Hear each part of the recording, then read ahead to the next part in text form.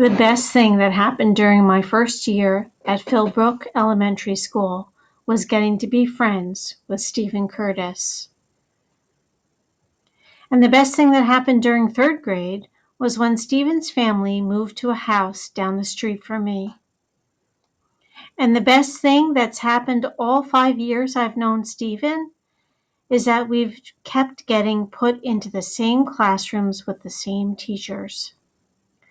So I stayed best friends with Stephen, and I kept helping him, carefully. Not show-offy, not smarty-pantsy. Just some friendly help once in a while. With little things. I was like an extra teacher. Half the time Stephen didn't even know he needed help or that I was giving it.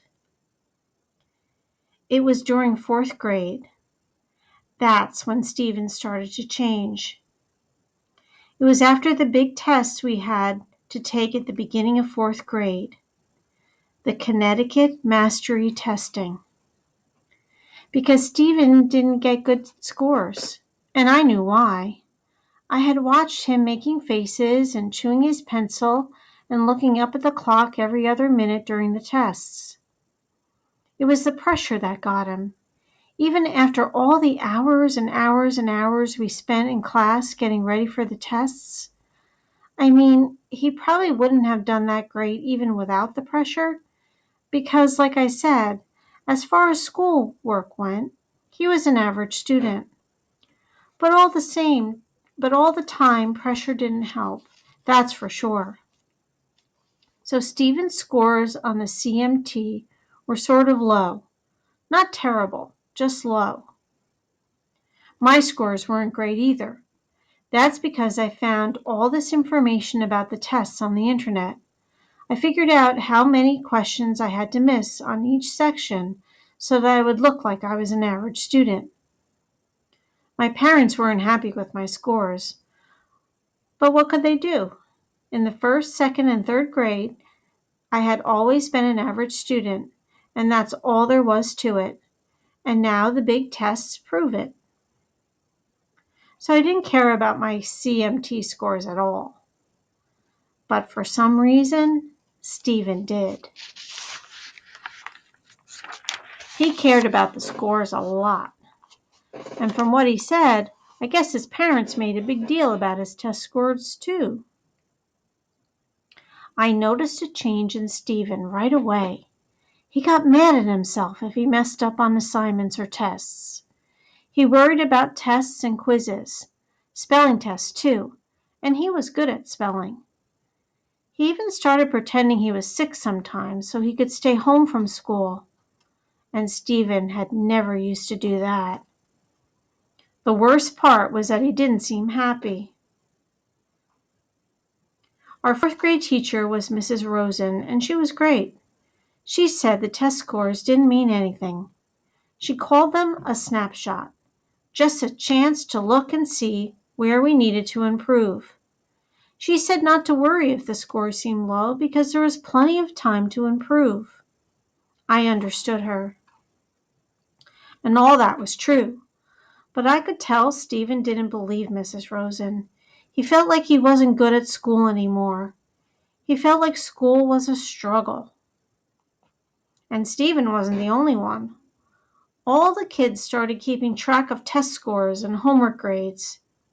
School was suddenly all about the competition, and the grades were how you could tell the winners from the losers. Every assignment and quiz became a contest. I even saw a couple of kids cheating on a spelling test. Then in the middle of fourth grade, 3 kids from our class were chosen to be in the gifted and talented program. The gifted kids went to a special class. They read special books. They had a special teacher. And if they worked hard, they were moved ahead. They could even skip grades. It felt like school had turned into a big race, and it looked like the gifted kids had already won. Which was one more reason that everyone in our class started sorting themselves out into the smart kids and the average kids and the dumb kids.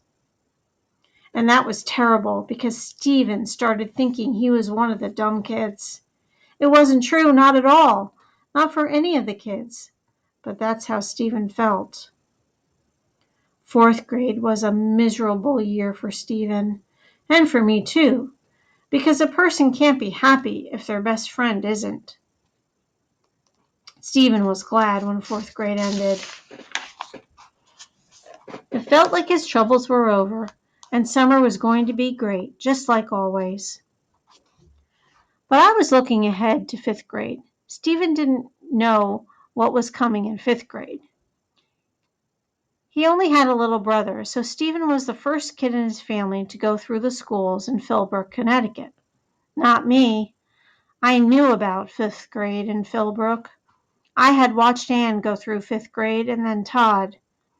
Fifth grade was when Anne had started turning into a grim little A-making machine, with plenty of pushing from Mom and Dad.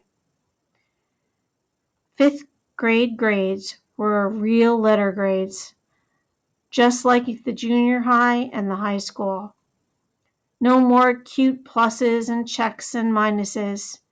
Fifth grade grades were the real thing. A's and B's and C's and D's and F's. Fifth grade grades would be used to see which kids got into the higher math classes at the junior high. Fifth grade grades would be used to see which kids got into the advanced English classes and the foreign language program and the accelerated science classes. In Philbrook, Connecticut, fifth grade grades mattered.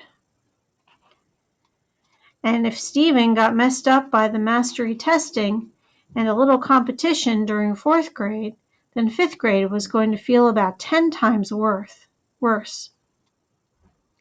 When Stephen hit fifth grade, it was going to be like a train wreck.